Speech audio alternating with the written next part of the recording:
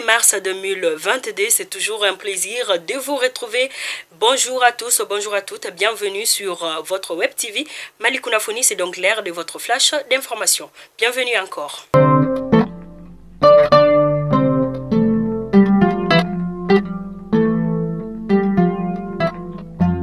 Ministère de la Défense, les échanges sur l'aide à la reconversion des militaires. Cette rencontre première du genre ayant eu lieu dans la salle de conférence du MDAC a été une opportunité importante pour mesurer la vitalité de la relation civilo-militaire et la création d'emplois durables et productifs à tout égard, rapporte le site des FAMA.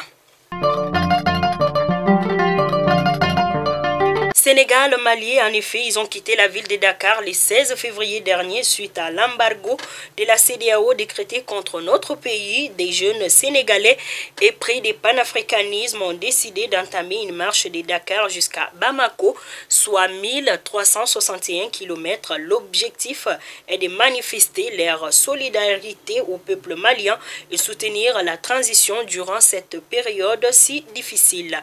En effet, ces jeunes viennent de différentes villes du Sénégal et ils ont en commun dans leur veine panafricanisme. Il s'agit bien de Kéman Diouf, Madiama Diaye, Samori Touré, Mamadou Sarr, Kissima Mutombo et Abdoulaye Cham.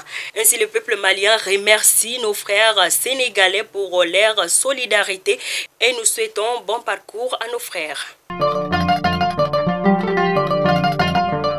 À présent, nous allons parler environnement, génération, écologie. C'est la révalorisation des sachets plastiques en carburant.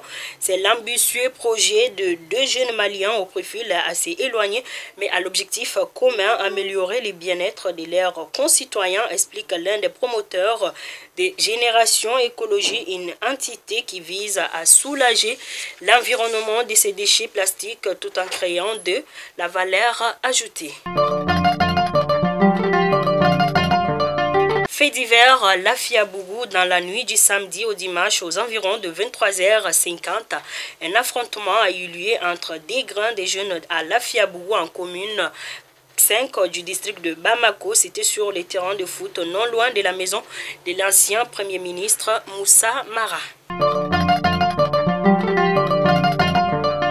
À présent, les actualités hors de nos frontières. Au Burkina Faso, après plusieurs heures de discussions, les 350 délégués ont adopté la charte de la transition qui a ensuite été signée par le président de la transition.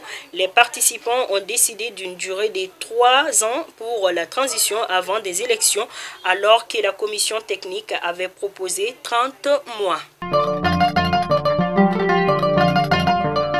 La guerre en Ukraine et les calvaires pour les Africains fuyant les combats, les témoignages s'y multiplient, montrant des gens maltraités par des agents de sécurité, notamment empêchés de prendre place dans les trains ou des bus rejoignant les frontières. D'autres Africains se voient bloqués au passage de frontières, surtout avec la Pologne.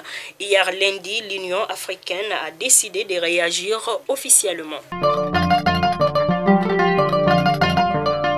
Fidèles abonnés de Malikouna Foni, c'était donc là votre flash d'information de ce mardi. Nous vous souhaitons bon début de mois de mars. Bonne journée à tous. Merci.